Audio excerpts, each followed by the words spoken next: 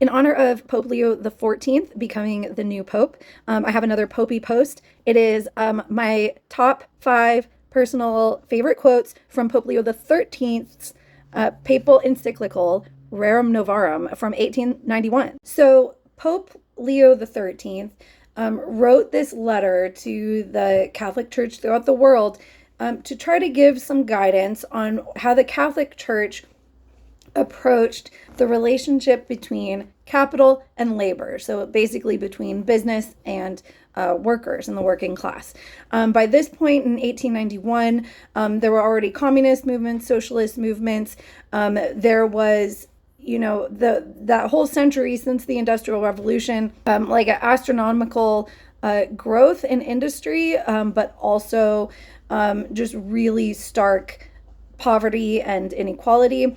And so this was a statement that Pope Leo was making about where the church fit into all of this.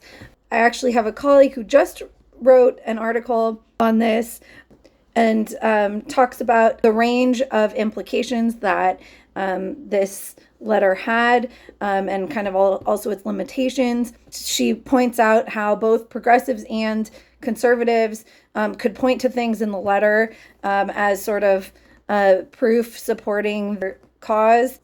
And at the end of the day, this is a church document from the 19th century, and there are a lot of kind of very foundationally conservative approaches and assumptions in it, a lot of patriarchal assumptions about male dominance, particularly in the family. At the same time, there's also a lot of ways that this pope was urging the church to respond on behalf of wage laborers.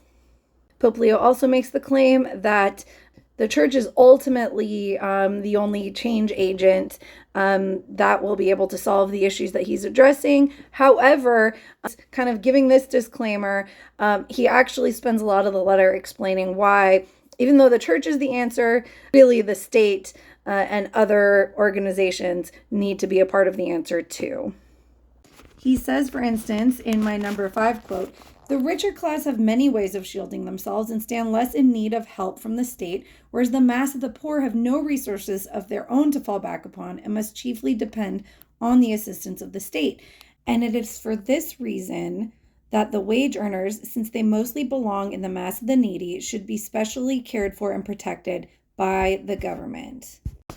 Therefore, as he says in my number 4 quote, "The more that is done for the benefit of the working classes by the general laws of the country, the less need will there be to seek for special means to relieve them." Number 3, "It has come to pass that working men have been surrendered, isolated and helpless, to the hard-heartedness of employers and the greed of unchecked competition." And the number 2 quote, "The first thing of all to secure is to save unfortunate working people from the cruelty of men of greed who use human beings as mere instruments for money-making." And the winner of my subjective top 5 list of Pope Leo XIII's Rerum Novarum, "Wealthy owners and masters of labor should be mindful of this, that to exercise pressure upon the indigent and the destitute for the sake of gain, and to gather one's profit out of the need of another, is condemned by all laws, human and divine."